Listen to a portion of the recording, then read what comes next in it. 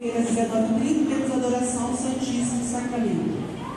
Estão abertas inscrições para o sacramento do batismo, podendo ser feitas nas comunidades e na Secretaria da Matriz. Estão abertas também inscrições para a catequese infantil, podendo ser feita ao final das missas e na Secretaria da Matriz. A catequese inicia no dia 17 de fevereiro. Vamos ter uma romaria ao Santuário de Aparecida, cuida ao Santuário de Frei Galvão e Pai das Misericórdias, dias 14 a 17 de novembro. As inscrições são na Secretaria no valor de R$ 1.030. Aos dizimistas, lembramos que é favor retirar suas lembranças junto ao dízimo. O ciclo bíblico já começou, toda quarta-feira, na terceira etapa, Casa de Silvana, às 15h30. As nossas bordadeiras, amanhã, dia 5, início dos nossos bordados, das 14 às 17, aqui na comunidade. Nós temos o aniversariante Seu Cardoso, só para que não ouviu, tá? Seu Cardoso, bem conhecido, nosso querido Seu Cardoso, né? E temos o Luan, um novo membro dali, que vai ser apresentado da comunidade. Louvado seja nosso Senhor Jesus Cristo. Saudamos a todos que caminham conosco, dizimistas, visitantes, aniversariantes, queridos irmãos, sejam todos muito bem-vindos.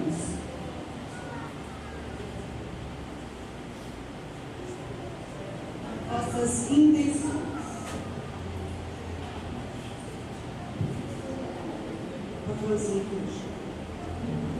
Falecimento de Écio Gonçalves, José Eugênio Abelar Paiva, Carmen Abelar Paiva, Haroldo Graciano Galvão, José Marcos Martins Ribeiro, Edvide de Jesus, Alisson Ramos.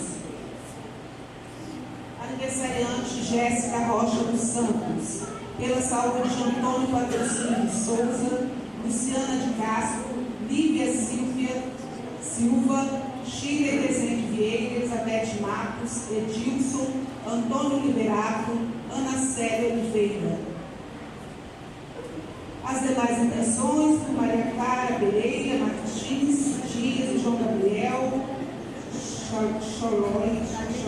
Márcio, Thalita, Alex, Maria Luísa, Rocha Ramos, Silvana Camargo.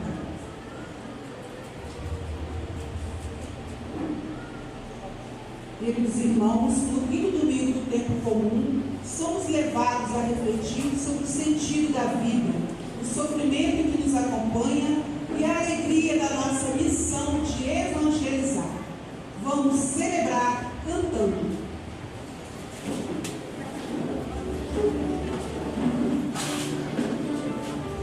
Pai, somos nosso povo eleito, e Cristo veio reunir. Pai, somos nosso povo eleito, e Cristo veio reunir. Pra viver a sua vida, aleluia, o Senhor nos enviou, aleluia. Ó Pai, somos nosso povo eleito, e Cristo veio reunir. Ó Pai, somos nosso povo eleito, e Cristo veio reunir. Pra ser igreja peregrina, aleluia, o Senhor nos enviou, aleluia. Ó Pai, somos nós o povo eleito, que Cristo veio reunir. Ó Pai, somos nós o povo eleito, que Cristo veio reunir. Em nome do Pai, do Filho e do Espírito Santo. Amém.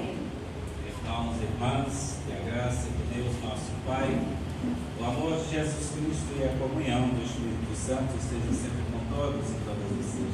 Bendito seja Deus, Estamos reunidos para celebrar esta Eucaristia, a presença de Deus.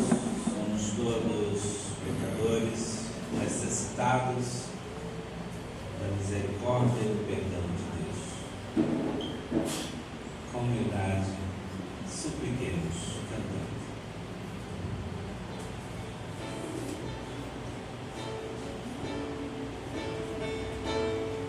Senhor, viestes ao mundo para nos salvar, tem piedade de nós.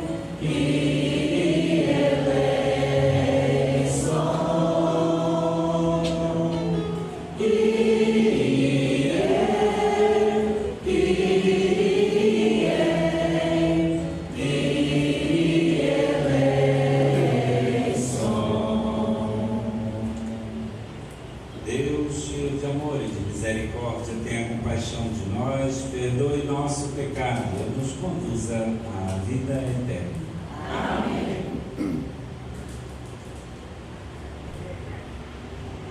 Glorifiquemos a Deus, cantando com alegria ao hino de louvor.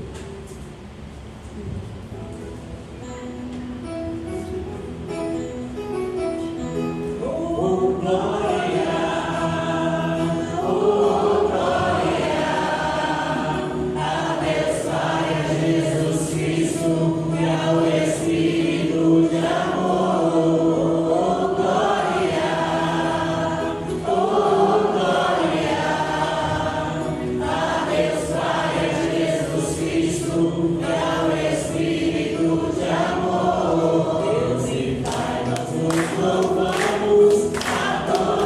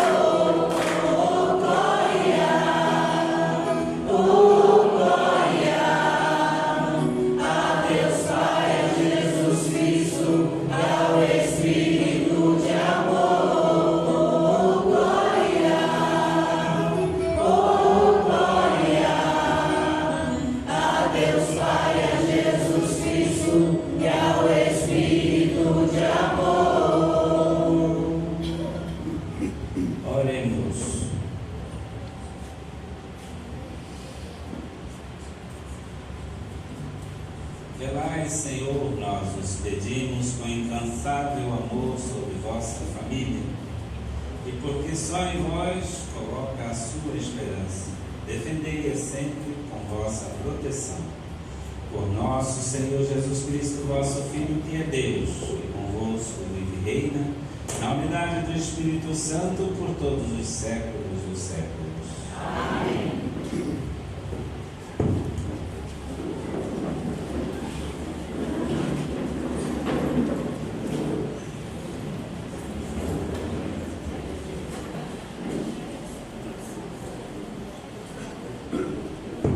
Leitura do livro de Jó. Jó disse: não é acaso uma luta a vida do homem sobre a terra? Seus dias não são como dias de um mercenário? Como um escravo suspira pela sombra, como um assalariado aguarda sua paga. Assim, tive por ganho meses de decepção, e couberam-me noites de sofrimento. Se me deito, penso: quando poderei levantar-me? E ao amanhecer, espero novamente à tarde, e me encho de sofrimentos até o anoitecer. Meus dias correm mais rápido do que a lançadeira do tear, e se consomem sem esperança. Lembra-te de que minha vida é apenas um sopro, e meus olhos não voltarão a ver a felicidade. Palavra do Senhor. Graças a Deus.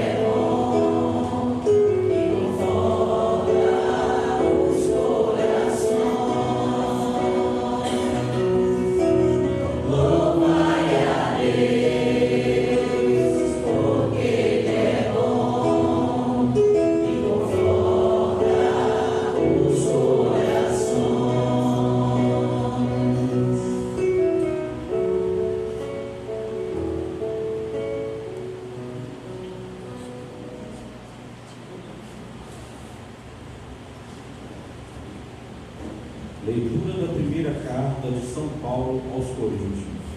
Irmãos, pregar o Evangelho não é para mim motivo de glória, é antes uma necessidade para mim, uma imposição. Ai de mim se eu não pregar o Evangelho. Se eu exercesse minha função de pregador por iniciativa própria, eu teria direito a salário. Mas, como a iniciativa não é minha, trata-se de um cargo que me foi confiado. Em que consiste então o meu salário? Em pregar o Evangelho, oferecendo de graça, sem usar os direitos que o Evangelho me dá. Assim, livre em relação a todos, eu me tornei escravo de todos, a fim de ganhar o maior número possível. Com os fracos, eu me fiz fraco, para ganhar os fracos. Com todos, eu me fiz tudo, para certamente salvar alguns. Por causa do Evangelho, eu faço tudo para ter parte nele. Palavra do Senhor. Graças a Deus.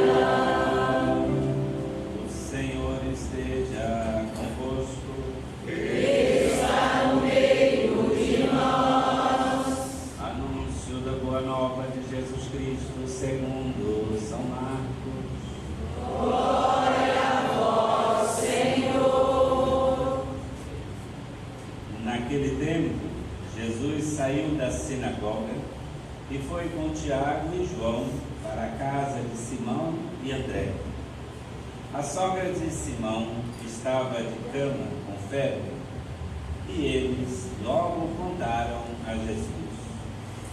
E ele se aproximou, segurou sua mão e ajudou-a a levantar-se. Então a febre desapareceu e ela começou a servi-los. À tarde, depois do pôr do sol, levaram a Jesus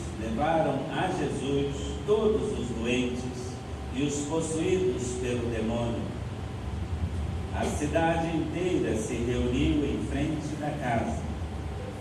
Jesus curou muitas pessoas de diversas doenças e expulsou muitos demônios. E não deixava que os demônios falassem, pois sabiam quem ele era. De madrugada, quando ainda estava escuro, Jesus se levantou e foi rezar num lugar deserto. Simão e seus companheiros foram à procura de Jesus. Quando o encontraram, disseram: todos estão te procurando. Jesus respondeu: vamos a outros lugares, às aldeias da redondeza. Devo pregar também ali, pois foi para isso que eu vim. E andava por toda a Galiléia, pregando em suas sinagogas e expulsando os demônios. Palavra da salvação. Glória a vós, Senhor.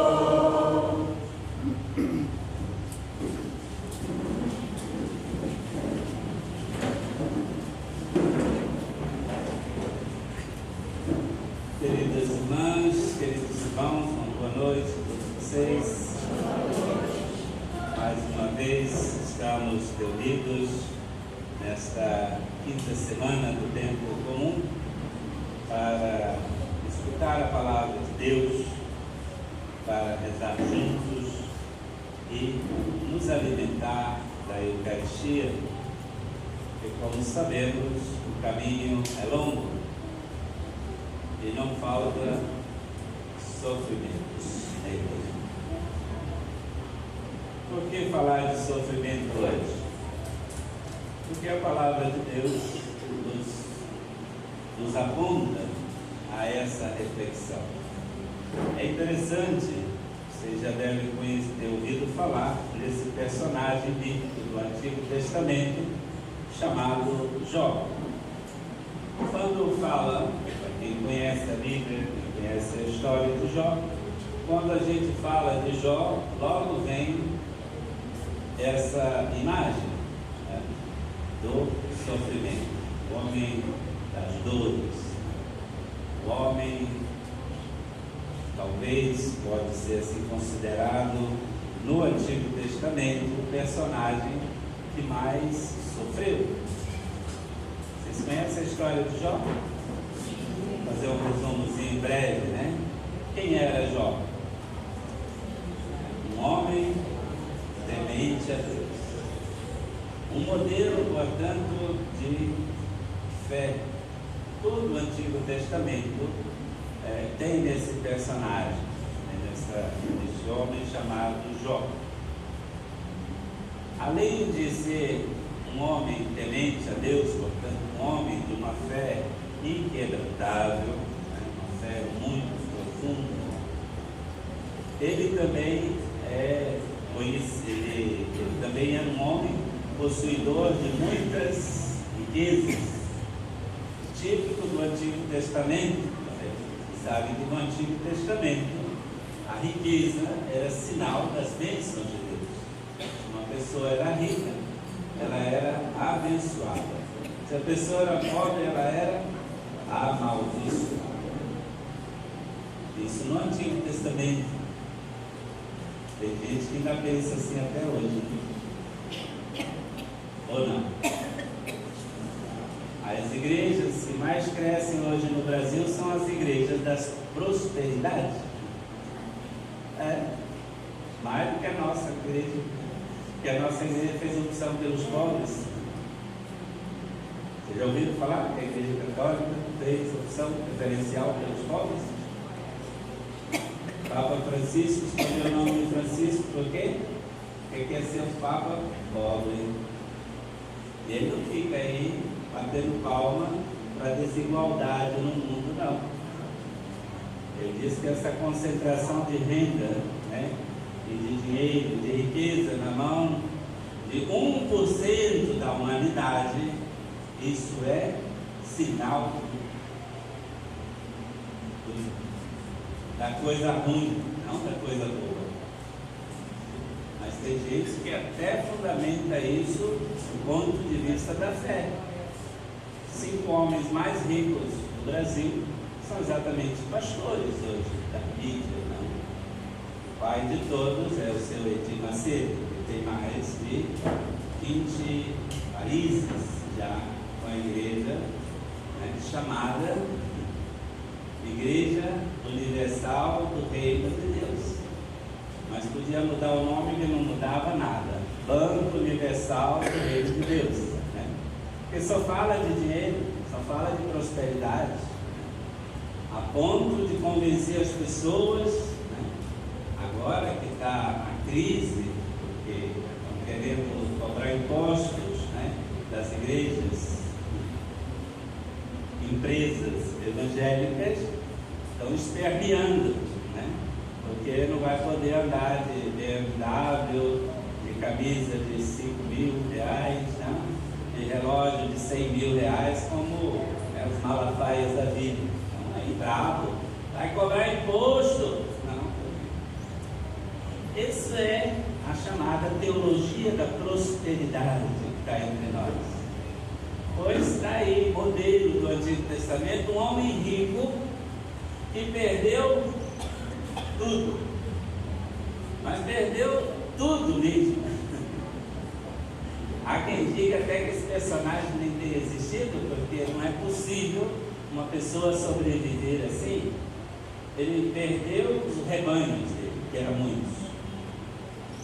Aí estava meio preocupado com a perda dos rebanhos. Chega a notícia que a casa caiu, matou toda a família dele, os filhos, 8 filhos. E ele olha para a pele e começa a ver umas manchas, não? E aquilo se espalhou pelo corpo, e ele, com poucos dias, estava leproso e perdeu a pele. Alguém perdeu mais alguma coisa? Só faltava mesmo perder a vida, né? Mas para dizer, nem a pele do corpo ele tinha mais. Ele mesmo fala isso na história, né? Nasci nu e vou voltar para o seio da terra nu, mais nu do que nasceu. Mas louvado seja Deus. Olha a oração bonita de uma pessoa de fé. Em tudo Deus seja louvado, porque Deus deu e Deus tirou. Tudo pertence a Deus. Olha, eu até falei com a irmãzinha ali, conversa breve que tivemos, a gente usa essa expressão, se a senhora me autoriza a tornar público, porque conversamos em segredo, né? Ela falou assim que ela perdeu o marido dela, né? E é comum dizer, eu perdi um filho, eu perdi um amigo. A gente entende o que significa isso, mas perdemos para quem? Era uma disputa. Eu estava num jogo com alguém, que te perde no jogo, né? Tem 2 pessoas competindo, um perde, outro ganha. Quando alguém muito querido da gente, né, que morre, a gente usa essa expressão, perdi fulano, perdi filho, perdi marido, perdi um amigo. Mas ele pergunta, perdeu para quem? Para Deus? Por quê? Porque somos todos de Deus. Ninguém perdeu. Deus é que nos deu a vida. Lembra do domingo passado que eu falei que nós somos seres espirituais fazendo uma experiência humana na Terra? Quem é que mandou nós aqui para a Terra? Deus. E quando Ele não quiser mais, a gente fica aqui na Terra. Ele leva para Ele, então não tem perda. Perder alguém, nesse sentido, alguém se perder como filho da perdição, como diz na Bíblia, aí sim, é perder Deus. É nós é que perdemos Deus. Pode acontecer. Mas a misericórdia de Deus é tão grande que há quem duvide que Deus vai dar essa oportunidade para o inimigo de levar algum filho dele. Sabiam disso? Isso aparece no Alto da Compadecida, tem forma de teatro, né? Nosso querido Suassuna escreveu isso a partir da devoção popular. Mas no fundo é isso. Se Deus é infinitamente misericordioso, não se assuste a hora de chegar no céu e encontrar com Hitler lá. Nós não sabemos se teve algum segundo de chance para o seu Hitler, Adolfo Hitler, né? E já foi superado por outros, eu sei disso. O próprio sucessor dele lá de Israel, acho que já superou o Hitler matando crianças, né? E mulheres grávidas. Só para citar um exemplo. Mas outros, Mussolini e tantos outros, não vou falar dos brasileiros não, porque pode ter algum fã deles aqui, né? Mas,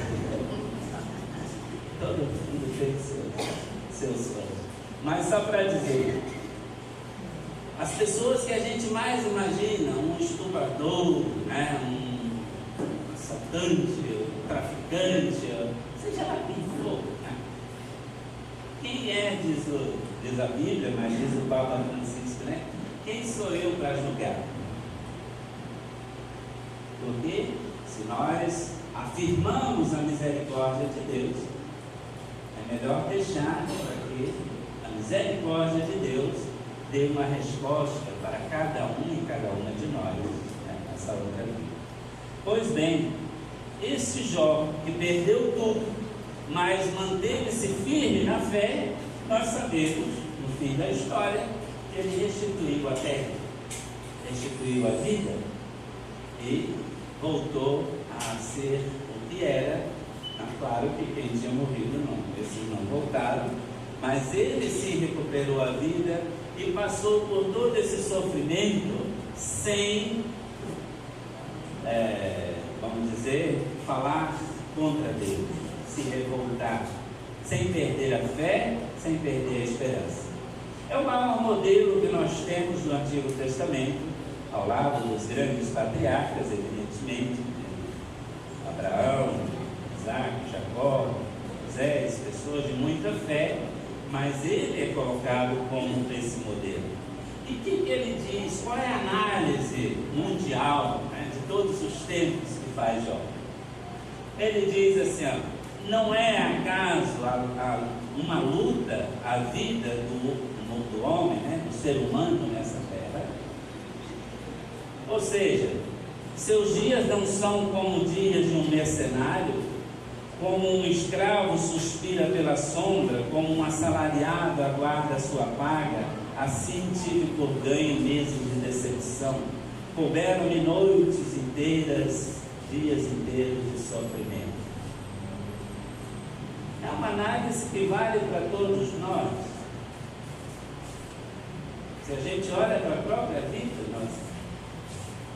eu tenho 62 anos. Vocês, cada um sabe a sua idade e pode fazer a mesma pergunta que eu faço aqui. Desse tempo que eu vivi, foi todo só coisas boas que aconteceram? Ou alguém aqui já sofreu na vida? Todos sofreram, né? Ou não? Todos aqui têm algum tipo de sofrimento? Ou não? Eu, falando de mim, né, respondo que sim. Acho que todos nós, se a gente fizer aqui uma pergunta, algum sofrimento está passando, ou físico, ou psicológico, espiritual. Sofrimento é o que não falta. E nós temos certeza de que amanhã não vai ser diferente. O sofrimento vai continuar até o dia do grande sofrimento, que é a morte. Ou não? É? O sofrimento, diz Jó, faz parte da nossa vida. E aqui é que está um grande ensinamento para nós. O sofrimento não é sinal da falta de fé. Porque tem gente no Antigo Testamento que assim pensava. E tem gente nos dias de hoje que ainda continua pensando equivocadamente que o sofrimento é castigo de Deus. Eu estou sofrendo porque eu mereço, tá? Tem gente que fala assim. Ou fulano está sofrendo assim porque ele aprontou muito na vida, então ele está pagando e ainda vai pagar mais ainda. Tem gente que é até a favor que mate o que já está sofrendo, né? Estou falando da pena de morte americana e de outro canto da China, não. Eu estou falando do estado do Espírito Santo, onde a pesquisa mostra que quase 60% dos capixabas é a favor da pena de morte. Se fizer um plebiscito, dá. Se autorizar, se perguntar, vocês autorizam? Estou falando vocês, não. Estou falando dos capixabas da pesquisa, tá? Eu não sei se vocês foram entrevistados, eu não fui, não. Tem gente que está de acordo em jogar uma bomba lá no presídio de Viana e matar todo mundo, ficar lá. É mais barato disso do que ficar eles presos 40, 50 anos pelos crimes que fizeram. Só estão dando despesa para a sociedade. Então, quanto mais sofrimento, mais tortura, mais isso, mais aquilo, tem gente que bate palma. Chega a ponto de falar, melhor era matar logo, que é o tal da pena de morte. Que fizeram no país mais democrático do mundo essa semana. Que botaram, o homem estava tão seco que não tinha veia para botar o veneno letal da pena de morte, mataram ele pelo cérebro. Isso é uma polêmica terrível agora. porque diz que, segundo os médicos que acompanharam, ele sofreu com uma tortura desigual, que não está aprovado em lei nenhuma, porque o veneno letal da veia é imediato, né? Esse não, esse demorou, parece, não sei, 3 minutos, né, para morrer. Uma coisa assim, está gerando muita polêmica, mas tem gente que acha isso normal. Isso não é normal. O sofrimento não é coisa de Deus. O sofrimento é invenção humana, é fruto, é consequência das nossas atitudes, das nossas opções de vida. E eu estou falando da dona Eva e o seu Adão, desde o primeiro homem e da primeira mulher, que viviam num paraíso, onde tinha de tudo, do bom e do melhor, mas não estavam satisfeitos, queriam ser mais do que Deus. E nesse momento em que eles tiveram essa triste ousadia, o sofrimento começou a entrar no mundo. E foi na família mesmo de Adão e Eva que surgiu o primeiro assassinato. Um matou o outro. 2 irmãos só dentro de casa. Imagina, nós em casa somos 10, né? Vocês são 3, 4, 5. Foi na família de Adão e Eva. Só tinha 2. E um ainda matou o outro. Por inveja. Por inveja. E desde então, o sofrimento se repete. Por que a gente tem tantas doenças hoje? Desculpa se tem os médicos estudiosos aqui, não vou falar uma coisa genérica, né? E que é confirmado pelo Papa Francisco, no seu documento famoso, Laudato Si, carta sobre a ecologia. Quando começou a epidemia da Covid, você lembra daquela celebração que o Papa fez na Praça São Pedro, sozinho naquela chuva, né? Naquele dia ele falou uma frase que gravei por toda a minha vida. Ele disse que ainda tem gente no planeta que acha que é possível ter vida, ter saúde num planeta doente. Porque não é só nós que estamos doentes. A água está podre, o ar está poluído, as florestas estão desaparecendo no fogo, na destruição. Os nossos alimentos estão cheios de venenos. É Deus que está botando veneno na água? Acho que não. Seria blasfêmia acusar Deus de um sofrimento, que são as empresas que fabricam veneno e nós que compramos o veneno para botar na nossa salada. E depois tem tantas alergias, pergunta o seu Varela, que ele sabe falar das alergias. Está vendo aí? É tudo provavelmente que vem das comidas, né? Dos conservantes, desses enlatados, desses encaixados que a gente, né? Eu, por exemplo, se eu tomar um suco de caixa de fruta, imediatamente eu começo a tossir. Evidente que é uma alergia a conservante, né? Para dizer, tudo na vida, todo sofrimento. Estou dando alguns exemplos, mas vocês podem buscar outros. Geralmente, alguém é responsável do sofrimento. E que não é Deus, deixa Deus fora. Por quê? O que cantamos no Salmo? Cadê o cantor do Salmo? Louvai a Deus porque Ele é bom. Se Deus é bom, é bom. Não pode ser bom e mal. Eu não digo, fulano é bom. Ele comete uma coisa ruim, ou não? Vocês conhecem alguém 100% bom? Não? Só Deus é bom. Nem Jesus aceitou esse título quando passou na terra, lembra? Teve um homem que chegou para Jesus e disse: bom mestre. Ele disse: me chama só de mestre. Bom é meu pai. Você não conhece meu pai. Palavras de Jesus, como ser humano. Nós sabemos que Jesus era Deus, né? Vai ser outro departamento. Ele, como ser humano, ele disse: vocês não conhecem o meu Pai. Porque se vocês conhecessem o meu Pai, vocês saberiam que meu Pai é muito melhor, né? Vou falar o português errado, né? Muito mais bom do que eu. Ele é a plenitude da bondade. E aí vem o princípio da nossa fé absoluta. Se Deus é bom, é fonte de todo bem, e o livro do Gênesis também narra isso, não é só o salmo que nós cantamos. O livro do Gênesis diz que quando Deus fez o mundo em 6 dias, no 7º dia, né, ele estava lá se embalando na sua rede, olhando a beleza do mundo, descansando. No 7º dia ele descansou? Não tinha cama, era rede. Deus descansando e conseguiu ver toda a sua criação e viu que tudo era muito. Está vendo? Tudo que Deus fez é bom.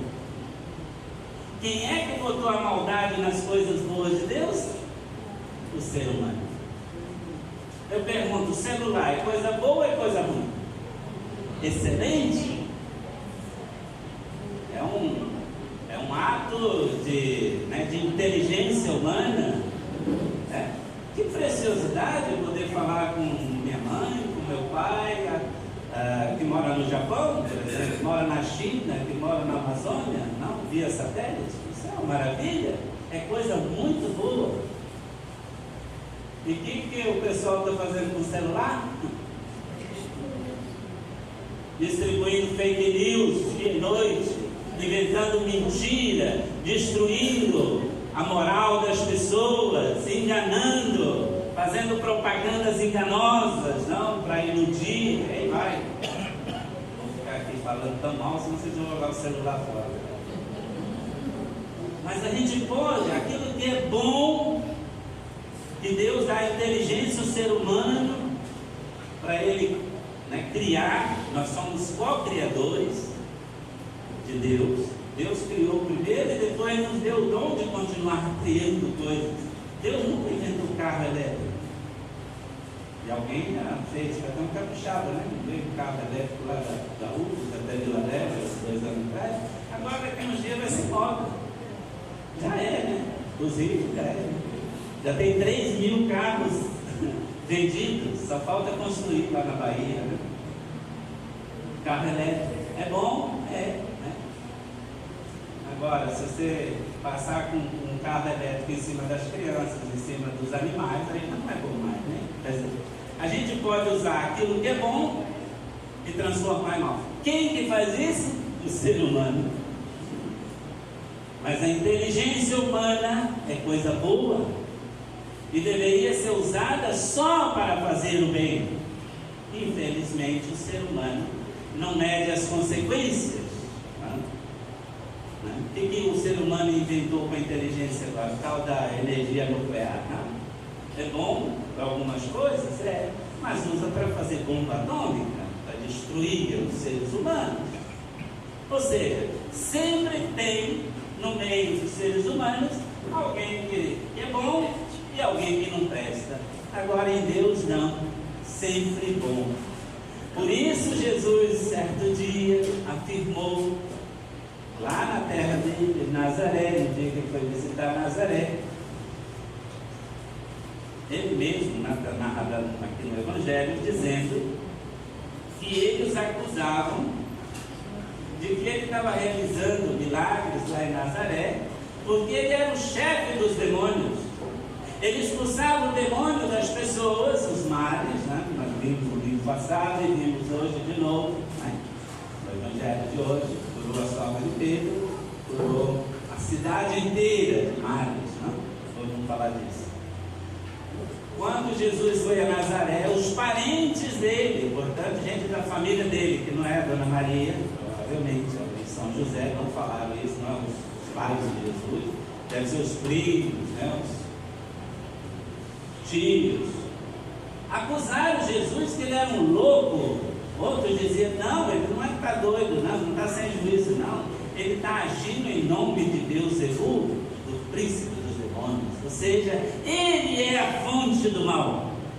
Por isso esse mal que ele tem é mais forte do que o demônio. Por isso que ele expulsa o demônio. Aí Jesus falou assim: pessoal, tem uma coisa para falar, tá? Todos os pecados no mundo serão perdoados. A blasfêmia não.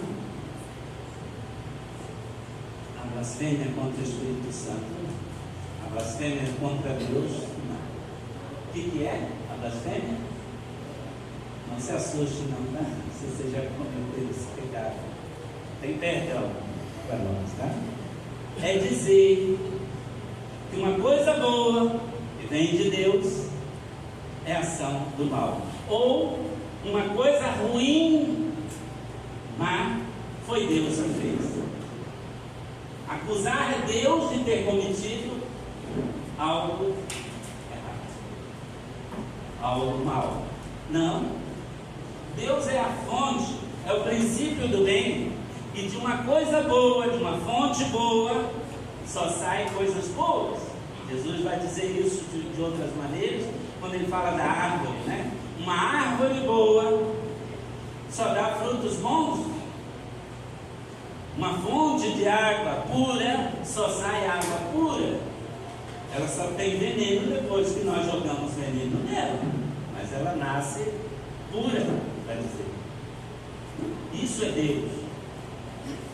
E aí a gente tem que ter cuidado para não cair nessa armadilha de achar que o sofrimento na nossa vida é castigo de Deus. Eu sei, porque eu também já pensei assim.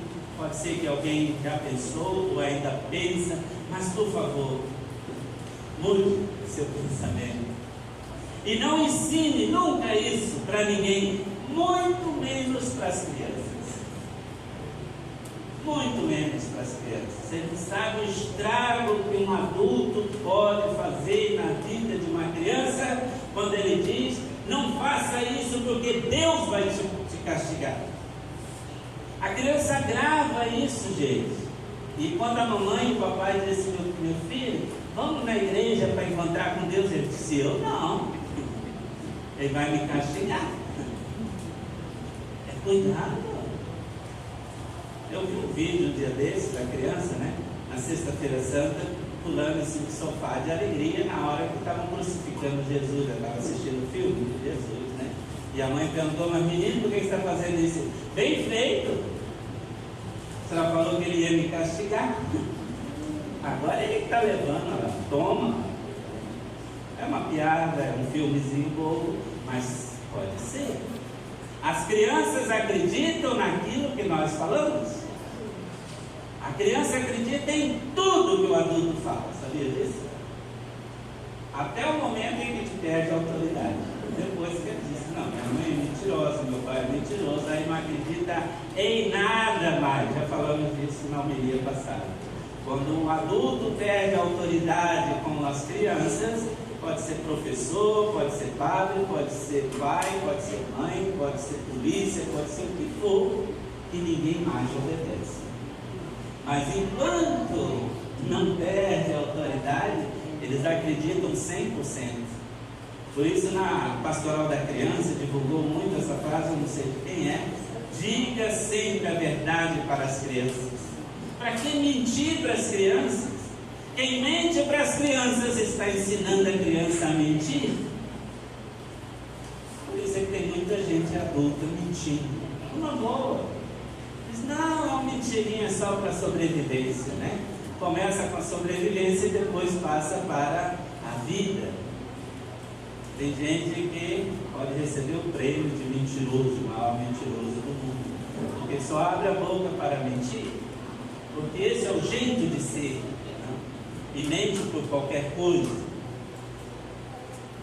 Sei que a homilia está grande, falta só dizer uma coisa, né? Jesus, nós estamos indo na quinta semana, lendo o Evangelho de São Marcos. Lembra que nos domingos anteriores, Jesus fez várias curas e expulsou vários demônios nas sinagogas que ele estava. Hoje o Evangelho começando a dizer assim: naquele tempo Jesus saiu da sinagoga e foi para a casa das famílias. Olha que bonito. Jesus agora começa a fazer curas, não mais na sinagoga, mas nas casas. Ele vai na casa de Simão, sua sogra estava doente, não sabe se na casa da sogra ou o Simão estava na casa da sogra, ou se a sogra estava na casa de Simão, não importa qual é a casa. O fato é que essa mulher foi curada e imediatamente a febre desapareceu, ela ficou curada e começou a servir. Olha aqui. Todo mundo aqui tem sofrimento, tem? Doença, alguma coisa? Tem? Ou alguém não tem? Melhor perguntar quem não tem, levanta a mão. Todo mundo. Você gostaria de ser curado? Gostaria de ser salvo, curado e salvado? Né? As duas coisas. A gente gostaria de ter uma vida, né? Dia do aniversário, a gente não tem muito isso de falar assim. O que você quer? Vida e saúde. O resto a gente dá um jeito, né? Então, quem quer ter saúde? A pergunta é: eu quero ter saúde? Sim, ótimo. Para quê? Aí é que a pergunta tem uma profundidade. Se for, a resposta for da sogra de Pedro, nota 10. Eu quero ter saúde para servir mais. Olha. Aí é que está o sentido da cura. Agora, eu tenho aqui 60 anos que eu bebo pinga. Estou com o fígado estourado. Esse rosa, né? Destrói o fígado. Faço uma promessa para Nossa Senhora, para Santa Clara, né? Para que Deus me cure dessa cirrose. Aí Deus, com infinita misericórdia, cura. No dia seguinte vai para o boteco tomar um litro de pinga. Curou para quê? Para poder continuar bebendo? Para beber mais? Pedir a Deus a cura dos meus vícios, de falar mal dos outros, para quê? Para depois falar mais mal? Não adianta. A gente tem que pedir a cura para poder servir. Esse é o sentido bíblico da cura. E mais, aí Jesus não só cura uma pessoa, mas ele cura a cidade inteira, que diz que reuniu ao redor da casa da sogra de Pedro. Depois que soube, imagina, que tinha alguém curando, fazendo cura de graça, né? A cidade inteira ficou curada. Olha, os exegetas, os estudiosos desse texto dizem que essa é uma das primeiras comunidades verdadeiramente cristãs que nasceram. Liderada por uma mulher que nem nome tem apenas o apelido de sogra de Pedro. Que mulher é essa? Uma grande líder de comunidade. Tão importante que a cidade inteira, quando ela mudou de vida, viram aí a presença de Deus, constituindo uma comunidade, provavelmente em Cafarnaum. Lugar que Jesus frequentou muito, a casa de Pedro, provavelmente, ao longo da sua vida. E aí vem a parte conclusiva de toda a liturgia de hoje. E que está ligado com a segunda leitura, que São Paulo fala que evangelizar para ele é uma obrigação. Ou seja, servir para São Paulo é uma obrigação. Por quê? Porque ele também foi curado no caminho de Damasco. Lembra? Quem era Saulo? Perseguidor da igreja de Cristo, e foi curado no caminho de Damasco, por meio de uma cegueira, né? Por meio do sofrimento. Ele ficou cego no caminho de Damasco, e durante 3 dias, que ele que pensava que tinha claridade de tudo, que sabia tudo, ficou 3 dias cego. O dia que ele recebeu a verdadeira luz, o verdadeiro Espírito de Deus, ele recuperou a vista e se tornou esse grande apóstolo. E que confessa para nós hoje que evangelizar para aquele que foi curado, portanto, servir, é uma obrigação. E ele diz: e agora, ai de mim, se eu não evangelizar. Eu vou ser cobrado por Deus. Puxão de orelha para todos nós, não? Que tivemos a graça. Acredito que todos nós estamos aqui, gente, porque Deus nos curou, Deus nos salvou. Senão a gente estaria, como diz os meninos do homem, né? Podia estar roubando, podia estar matando, podia estar não sei o que, e não estou aqui cantando, né? Estou aqui celebrando, mas pela graça de Deus, não é por mérito nosso, não. Agora, se nós estamos curados, estamos livres, né, de tantos vícios que esse mundo tem, de maldade, graças a Deus, nós ainda nos perseveramos na busca da santidade, do bem, é por graça de Deus. Mas isso nos traz uma responsabilidade, uma obrigação de servir, de evangelizar, de anunciar o reino de Deus para outras pessoas. Diz São Paulo. E aí vem, não adianta querer evangelizar. O Papa Francisco, se alguém viu o Papa Francisco falando hoje em Roma, alguém viu no Vaticano News? Ele disse uma coisa muito, muito profunda sobre a oração. Porque Jesus terminou de curar essa multidão toda, foi dormir um pouquinho, de madrugada, acordou para rezar. E os discípulos ficaram procurando: cadê Jesus? Cadê Jesus? Foram lá à montanha, ele estava em oração. Então não basta evangelizar, não basta anunciar o reino. Quem fica só anunciando o reino, quem só fica fazendo coisas boas neste mundo e não para rezar, cansa. Cansa. Porque é assim, a gente tem essa experiência, pode falar com autoridade nesse sentido. Quando a gente está exausto, né, depois de uma festa, né, de uma semana, sei lá, de atividade pública, ou de um tempo de missão, a gente está assim, estou precisando de quê? Rezar um pouco. Ou seja, a gente precisa de reabastecer do Espírito de Deus. A nossa fé, ela é muito importante, mas ela pode acabar se a gente fica só em fazer coisas, se a gente fica só nas atividades, ainda que boas. Um dia a gente cansa, se a gente não se alimentar constantemente por meio da oração. Se Jesus, que é o Filho de Deus, sentiu necessidade de reabastecer a sua fé, imagine nós.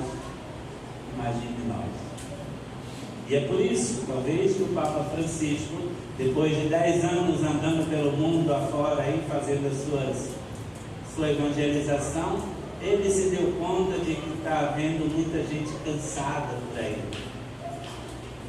Eu fiquei impressionado com o que ele disse hoje. Ele falou assim: Pedro, pelo jeito, não rezou de madrugada, só Jesus rezou. Pedro, Tiago, os que estavam ali com ele. Ele disse: o que eu estou vendo pelo mundo é isso. Tem muito bispo, o sucessor dos apóstolos, né, que estão reclamando que não tem tempo para rezar. A burocracia da igreja está tão grande, é tanta gente para atender, é tanto, né, problema para resolver. Chega um momento que o bispo se cansa de ser bispo, está pedindo renúncia constantemente. Bispos jovens chega para o Papa e pede renúncia de ser bispo. Por quê? Porque não está tendo tempo nem para rezar. Olha onde o Papa Francisco já chegou em 10 anos. E por isso ele vai lançar, já lançou, mas vai ser agora oficial também no Brasil e em todos os continentes, o ano da oração. Porque não são só os bispos que estão cansados, não. Os leigos também estão cansados. Eu digo isso como pároco, que é quando a gente precisa de mudar a coordenação de uma comunidade, fica muito difícil. Ninguém quer assumir a responsabilidade das comunidades. Ninguém. A maioria. Precisa de um catequista? Não tem. Precisa de um tocador, tem que pegar na comunidade vizinha. No meu caso, vocês, mas tem comunidades aí que não tem tocador. E tem 200 pessoas na comunidade, às vezes até que toca violão, que toca instrumento. Mas está cansado. Ah, padre, já fiz muito, já dei a minha contribuição para a comunidade. Ninguém valorizou, ninguém bateu palma, pelo contrário, só me decepcionou.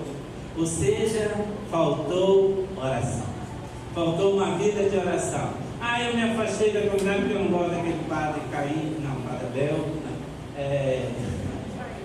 não sei quem. Eu não gosto do padre Paulo, eu não gosto do Dom Darío, eu não gosto do Papa, eu vou sair da igreja. Ah, é? O Papa vai para o inferno e você vai junto com o Papa para o inferno. Ou o Papa vai para o céu e você vai para o inferno porque eu não gostava dele, né? Nós não estamos aqui neste mundo para seguir nenhum comedor de feijão, não, gente.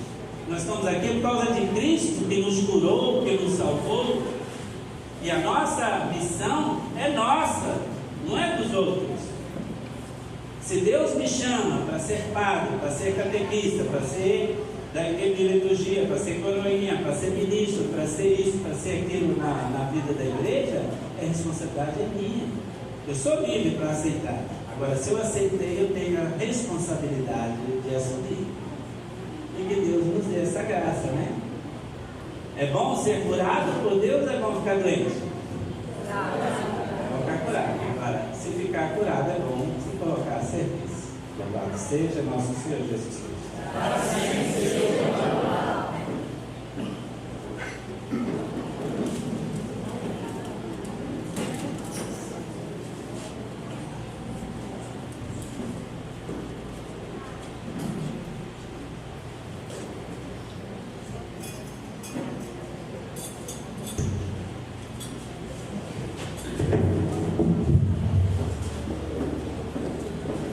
Então, como anda a nossa fé?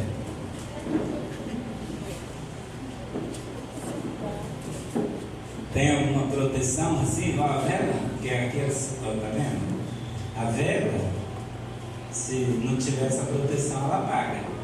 A nossa fé é a mesma coisa. Se a gente não cuidar da nossa fé, ela pode desaparecer, apagar. Ela não deixa de existir, mas ela apaga em nós. Vamos então reacender a nossa fé? Creio em Deus Pai Todo-Poderoso, Criador do céu e da terra, e em Jesus Cristo, seu único Filho, nosso Senhor, que foi concebido pelo poder do Espírito Santo, nasceu da Virgem Maria, padeceu pelo Pôncio Pilato, foi crucificado, morto, sepultado, desceu à mansão dos mortos, ressuscitou ao terceiro dia, subiu aos céus, está sentado à direita de Deus Pai Todo-Poderoso, onde há de julgar os vivos e os mortos. Creio no Espírito Santo, na Santa Igreja Católica, na comunhão dos santos, na remissão dos pecados, na ressurreição da carne, na vida eterna. Amém. Com muita fé e confiança, vamos apresentar a Deus nossos pedidos comunitários.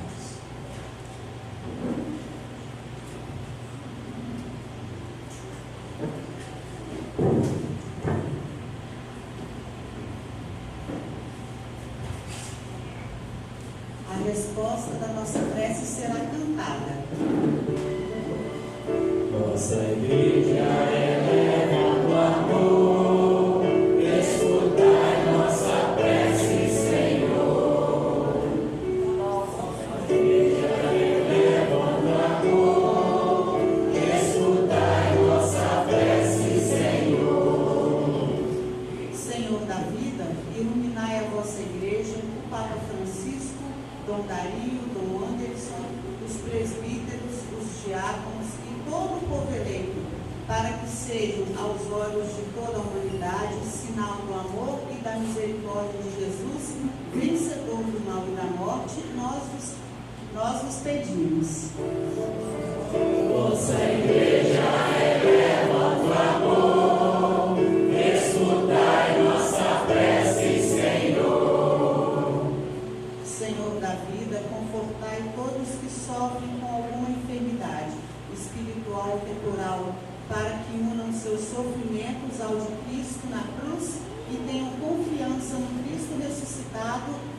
vos pedimos. Vossa igreja eleva o clamor, escutai nossa prece, Senhor. Senhor da vida, cuidai dos profissionais da saúde para que usem os conhecimentos adquiridos pela ciência para tornarem o mundo cada vez mais humano, nós vos pedimos. Vossa igreja eleva o clamor, escutai nossa prece, Senhor. Senhor da vida, abençoai todos que fazem visita aos doentes em nossas comunidades e hospitais, para serem como Jesus, compassivos e cheios de misericórdia, e façam bem aos que sofrem, nós vos pedimos. Vossa igreja eleva o clamor, escutai nossa prece, Senhor. Só lembrando, vamos pedir também essa graça a Deus, que a gente nunca se esqueça, na hora que a gente for fazer um pedido para nós, ou a intercessão de alguém, sempre lembrar dessa frase do Pai Nosso: seja feita a vossa vontade. Porque às vezes ele está pedindo uma coisa que Deus não acha que não é bom, né? Às vezes tem situações que Deus permite a gente ficar acamado alguns dias para ter tempo de mudar de vida. Porque não adianta Deus querer curar se a gente não quer também ser curado. A viúva aqui, a sogra de Pedro, pelo jeito, ela ficou curada dos males físicos e também espirituais. Ela estava numa premissa danada de evangelizar, estava acamada, fez o evangelho. A hora que ela ficou curada, ficou de pé e começou a servir. Que Deus nos cure, tá? E nos coloque de pé para servir. Cantemos. Vossa igreja eleva o clamor, escutai nossa prece, Senhor. Isso nos pedimos ao Pai em nome de Jesus Cristo, na unidade do Espírito Santo. Amém.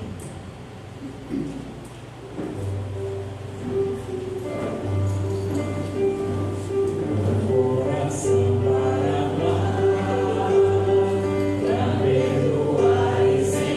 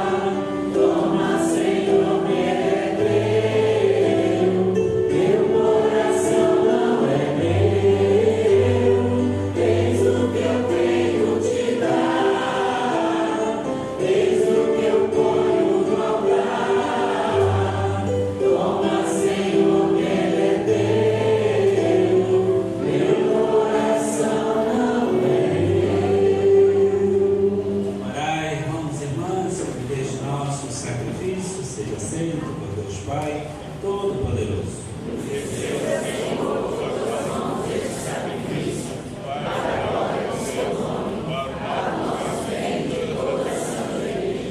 Senhor nosso Deus, que criastes o pão e o vinho para alimentar nossa fraqueza, concedei, nós os pedimos, que se torne para nós sacramento da vida eterna. Por Cristo nosso Senhor. Amém.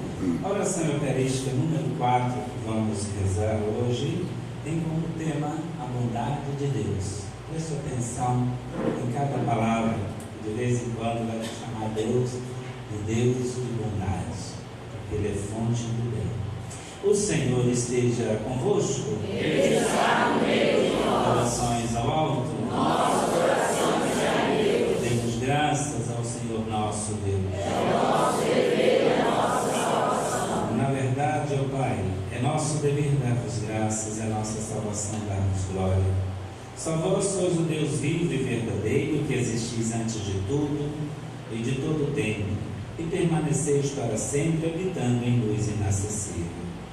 Mas porque sois o Deus de bondade e a fonte da vida, fizeste todas as coisas para poderes de bênção às vossas criaturas e a muitos alegrar com o esplendor de vossa luz. Eis, pois, diante de vós os inumeráveis coros dos anjos, que dia e noite vos servem, contemplando a glória de vossa face, vos louvam sem cessar. Com eles também nós e por nossa voz, tudo o que criastes, celebramos o vosso nome e, exultantes de alegria, cantamos a uma só voz.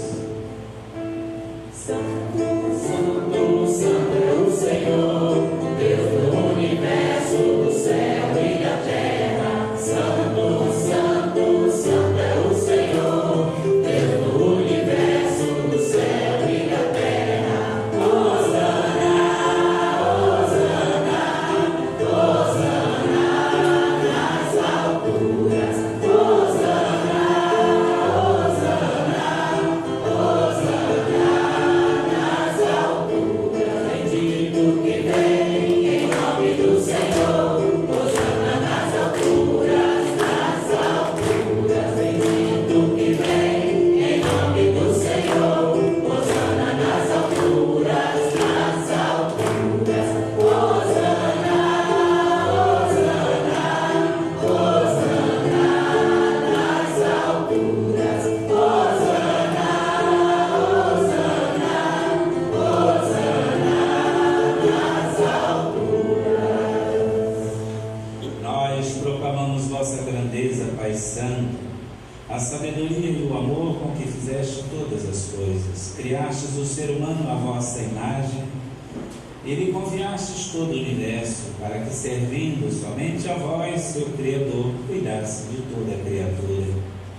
E quando, pela desobediência, perdeu a vossa amizade, não o abandonastes ao poder da morte. A todos, porém, socorrestes com misericórdia, para que, ao procurar-vos, vos encontrasse. Muitas vezes oferecestes a aliança à família humana e as instruístes pelos profetas na esperança da salvação. A todos socorrestes com bondade.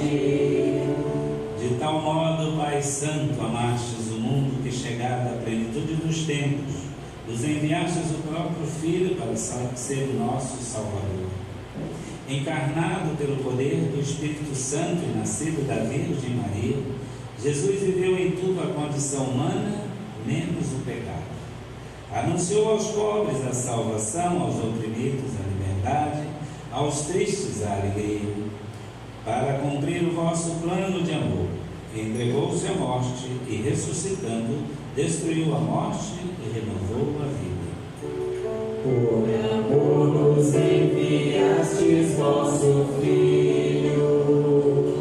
E a fim de não mais vivermos para nós, mas para Ele, que por nós morreu e ressuscitou, enviou de vós, ó Pai, como primeiro dom aos vossos fiéis, o Espírito Santo, que continua sua obra no mundo para levar à plenitude toda a santificação. Por isso nós os pedimos ao Pai de bondade, que o mesmo Espírito Santo santifique estas oferendas, a fim de que se tornem o corpo e o sangue de Jesus Cristo, vosso Filho e Senhor nosso, para celebrarmos este grande mistério que Ele nos deixou em sinal de eterna aliança. Enviai o vosso Espírito Santo. Quando, pois, chegou a hora em que por vós, ó Pai, ia ser glorificado, tendo amado os seus que estavam no mundo, amou-os até o fim. Enquanto ceava, Jesus tomou nas mãos o pão, deu graças, partiu, o deu a seus amigos e discípulos, dizendo: tomai todos e comei. Isto é o meu corpo, que será entregue por vós.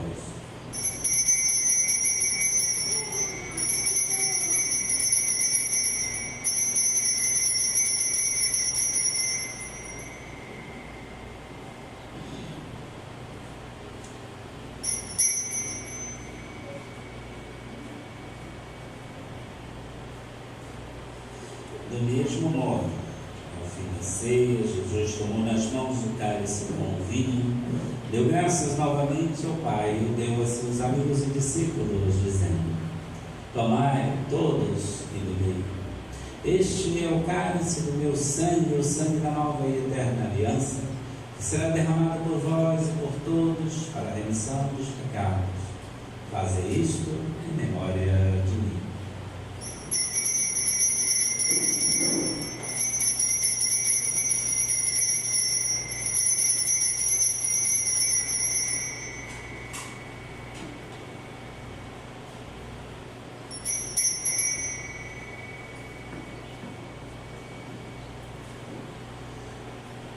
Tudo isto é mistério da fé. Anunciamos, Senhor, a vossa morte e proclamamos a vossa ressurreição. Vinde, Senhor Jesus. Celebrando agora, ó Pai, o memorial da nossa redenção, anunciamos a morte de Cristo e a sua descida entre os mortos. Proclamamos a sua ressurreição e ascensão à vossa direita. E esperando a sua vinda gloriosa, nós nos oferecemos o seu corpo e sangue, sacrifício do vosso agrado e salvação ao mundo inteiro. Aceitai, ó Senhor, a nossa oferta. Olhai com bondade a oblação que destes à vossa igreja e concedei-os que vamos participar do mesmo pão e do mesmo cálice, que reunidos pelo Espírito Santo num só corpo, nos tornemos em Cristo uma oferenda viva para o louvor de vossa glória. O Espírito nos una num só corpo. E agora, ó Pai de bondade, lembrai-vos de todos pelos quais vos oferecemos este sacrifício, vosso servo Papa Francisco, os nossos bispos Dario e Anderson, os bispos do mundo inteiro, os presbíteros e os diáconos, religiosos, religiosas, leigos e leigas, e todos os ministros da vossa igreja, os fiéis que ao redor deste altar se unem à nossa oferta, o povo que vos pertence, e aqueles e aquelas que vos procuram de coração sincero. Lembrai-vos, ó Pai, da vossa igreja. Lembrai-vos também dos que morreram na paz do vosso Cristo. De modo especial, Ézio Gonçalves, José Eugênio, Carmen Avelar, Haroldo Graciano, José Marcos, Edu Virgem de Jesus, Alisson Ramos. Todos nós temos amigos, parentes, conhecidos e falecidos. Recordemos também todas as vítimas de tantas guerras, todos os que morreram de fome, abandonados pelas ruas, e de todos os defuntos, dos quais só vós conhecestes a fé. Concedei-lhes, ó Senhor, a luz eterna. E a todos nós, vossos filhos e filhas, que estamos aqui reunidos, concedei, ó Pai de bondade, alcançar a herança eterna com a Virgem Maria, Mãe de Deus, São José, seu esposo, os apóstolos e todos os santos e santas, no vosso reino, onde, com todas as criaturas, libertas da corrupção do pecado e da morte, vos glorificaremos por Cristo nosso, Senhor nosso, por quem dais ao mundo todo o bem e toda a graça.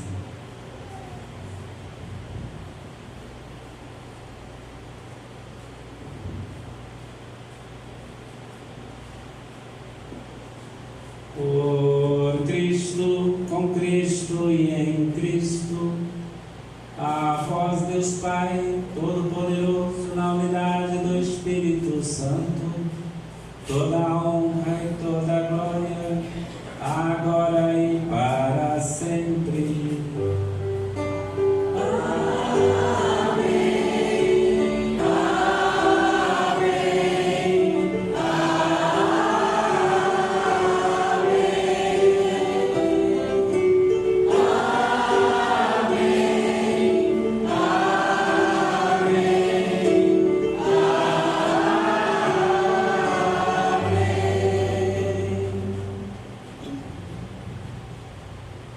Os discípulos receberam esse ensinamento de Jesus e devem ter ficado preocupados, porque Jesus teria dito que é muito fundamental para manter firme na missão a oração. Eles disseram, mas não sabemos rezar. Ensina-nos, Senhor, a rezar. Que pedido, né? Aí Jesus carinhosamente ensina a rezar.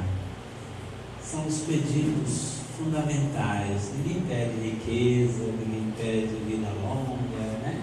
Só pede aquilo que precisa para viver cada dia, fazendo a vontade do Pai. Que bonito.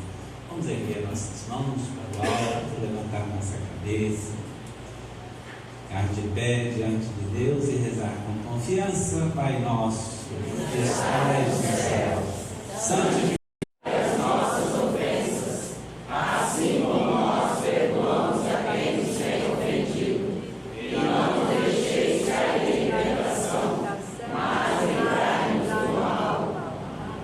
Livrai-nos de todos os males, ó Pai, principalmente do mal,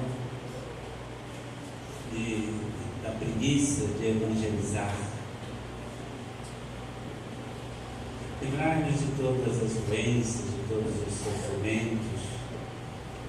Nos dê sempre a paz, para que possamos ser instrumentos da paz no mundo. Rezemos com confiança. Senhor Jesus Cristo, tu disseste aos vossos apóstolos, eu vos deixo a paz, eu vos dou a minha paz. Não olheis nossos pecados, mas a fé que anima a vossa igreja. Dai-lhe, segundo o vosso desejo, a paz e a verdade. Vós que sois Deus, com o Pai e o Espírito Santo. Amém. A paz do Senhor esteja sempre convosco. Vamos saudar quem está ao nosso lado, com o sinal de paz.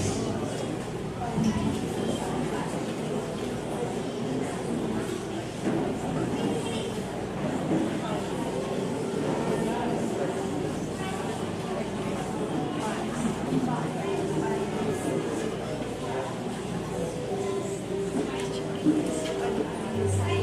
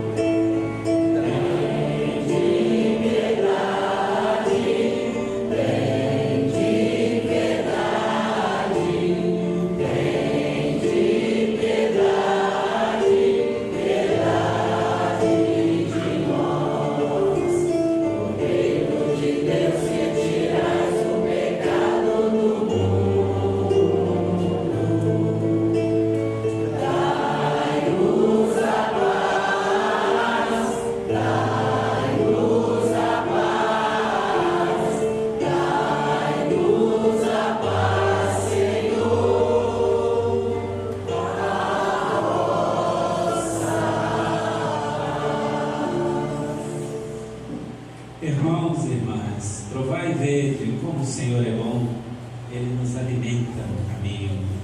Eis o Cordeiro de Deus que arranca o pecado do mundo.